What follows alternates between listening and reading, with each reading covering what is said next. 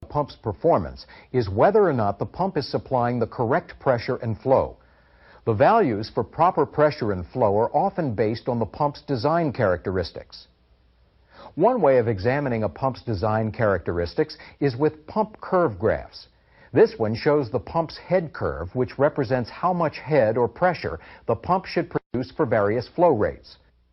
The curve shows that the amount of pressure that this pump produces decreases as the flow increases. Since this curve represents what is expected of the pump, it can be compared with actual values for total head and flow to see if the pump is performing the way it should. To prevent cavitation, the amount of suction head must be kept above a minimum value that has been determined for the pump. This value is known as the minimum net positive suction head. Minimum net positive suction head is the pressure just above where the liquid will boil for a given flow and temperature. If the suction head of a pump drops below the minimum net positive suction head, cavitation will occur. As an operator, you're responsible for monitoring pumps in your facility. This involves making routine checks to make sure that they're operating normally and efficiently. Making these routine checks is a good way to help avoid costly and unnecessary shutdowns. With experience, you'll be able to tell right away when a pump is not working properly. Before you go out to inspect any pump, you should know how the pump normally operates. That includes knowing the pump's normal flow rates, operating temperature, and its normal suction and discharge pressures. You should also learn about any special features the pump has and what type of liquid it pumps. In addition, it's a good idea to become familiar with the pump's operating history. It will help you identify any recurring problems with the pump and may make troubleshooting a problem easier. Pumps can experience a variety of problems, and each problem can have a variety of symptoms. In spite of that, there are some general types of operating checks that can be made on all pumps. These basic operating checks relate to 3 of your senses. The checks involve looking, listening, and feeling for symptoms of pump problems. Looking for symptoms of problems often starts with instrumentation for the pump. As an operator, your main concern in determining a pump's performance is whether or not the pump is supplying the correct pressure and flow. Improper pressure or flow readings could be caused by a variety of problems. Some deal with the process fluid, and others are more mechanical in nature. Take some time now to learn more about the causes of improper pressure or flow. An abnormal change in pressure or flow can occur relatively suddenly, or it can be very gradual. If instrumentation shows a slow, gradual decrease in flow or pressure, it could be a sign that the pump's internal parts have worn, or that a condition is getting worse. So it's important to be alert to even subtle changes in instrumentation readings that may indicate a problem. In addition to looking at instrumentation, the pump itself should be checked for symptoms of problems. For example, operators should check for overheating by feeling the pump and motor casings and the bearings to get an indication of their temperatures. However, this must be done carefully because overheated components could cause burns. When more precise temperature readings are required, it's usually necessary to use a temperature instrument, such as a pyrometer, to monitor equipment temperatures. In addition, some pumps have indicators for bearing and lube oil temperatures. An increase in temperature could mean there's a problem with the lube oil supply, which is causing the bearing to overheat. This pump is running normally. The operator knows from experience that the pump sounds the way it should. Symptoms that indicate problems include excessive noise or unusual sounds. Some problems have their own distinctive sound. For example, a loud rattling or clanging sound could be caused by a broken pump part or a foreign object loose inside the casing. A howling or growling sound usually indicates worn or damaged bearings. It usually means that there's a lubrication problem. A high-pitched screeching is commonly produced by metal-to-metal contact between rotating and stationary parts. It could also indicate a lubrication problem or improper alignment or clearances between parts.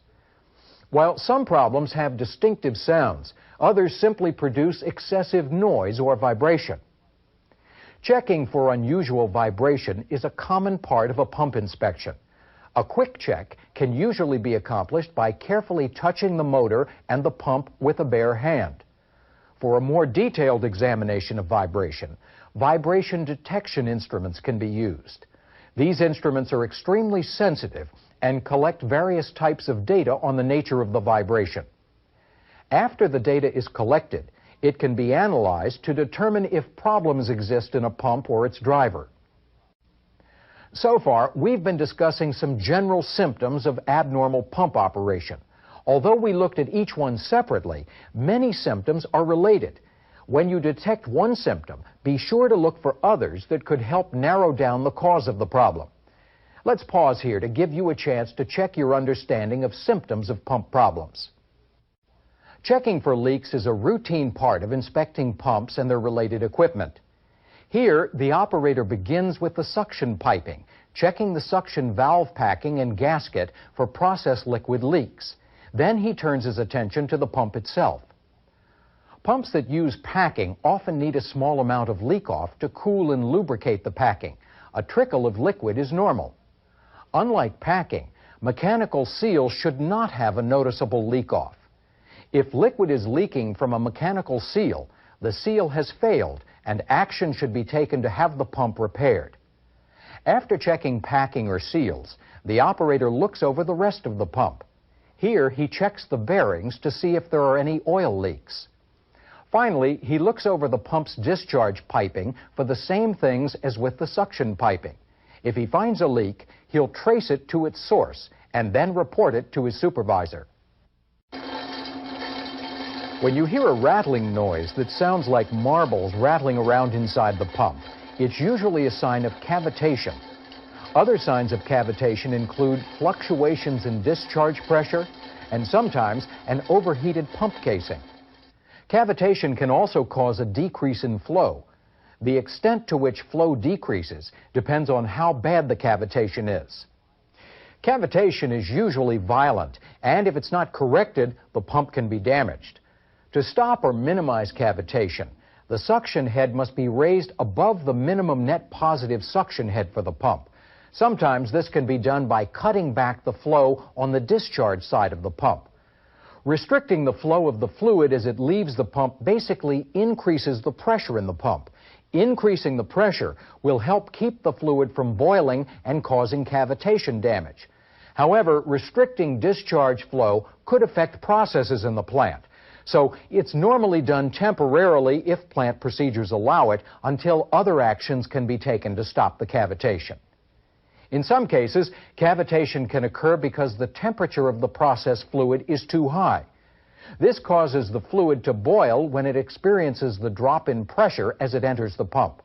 In this case, the temperature must be lowered to eliminate the cavitation. In this topic, we saw how important routine inspections can be in locating problems that could cause damage to the pumps in your facility.